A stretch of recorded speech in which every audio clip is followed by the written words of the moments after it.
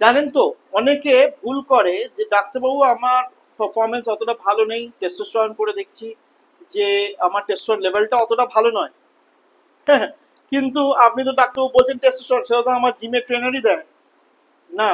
That this যেটা ডাক্তারবাবুরা বা অ্যান্ড্রোলজিস্ট যেমন আমি, ডক্টর প্রবীর বাসু, আপনি যদি আমার কাছে আসেন দ্য লো টেস্টোস্টেরন ইস্যু, আমি যে টেস্টোস্টেরন সাপ্লিমেন্টেশন দেবো, that is not testosterone supplementation, that is testosterone replacement therapy. যেখানে আমি মনে করব আপনার এই টেস্টোস্টেরন কমটা কিন্তু আপনাকে আপনার শারীরিক দুর্বলতা, যেমন মেন্টাল ইস্যুস, যেমন ফোকাসিং প্রবলেমস, যেমন সেক্সুয়াল ইস্যুস অবভিয়াসলি, যেমন বোন প্রবলেমস, যেমন লিভার ডিসফাংশন এবং হার্ট ইস্যুস করতে পারি, তখন আমি আপনাকে testosterone in the form of gel, in the form of tablet, in the form of injection আপনাকে দেবো।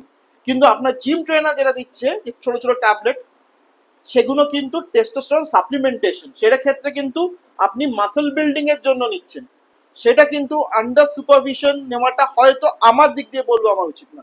তাহলে বুঝতে পারেন what is the difference between testosterone supplementation, যেটা ধরুন জিম গেমস এর জন্য দিচ্ছেন, মাসল ট্রেনিং এর জন্য দিচ্ছেন, আর due to testosterone low issue যাকে বলা হয় অ্যান্ড্রোজেন ডেফিসিয়েন্সি, সেটা কম বয়সেও হতে পারে, ইন দ্য এজিং মেল যাকে অ্যাডাম সিনড্রোম বলা হয় সেখানেও দেওয়া হয়, তাকে কিন্তু টিআরটি বা টেস্টোস্টেরন রিপ্লেসমেন্ট থেরাপি, তার প্রোটোকলস আছে, তাকে আমরা কিছুটা দিই, অফ করে দিই, আবার দিই। সেই জন্য কিন্তু নিশ্চয়ই আপনি বিশেষজ্ঞের পরামর্শ নেবেন। নমস্কার।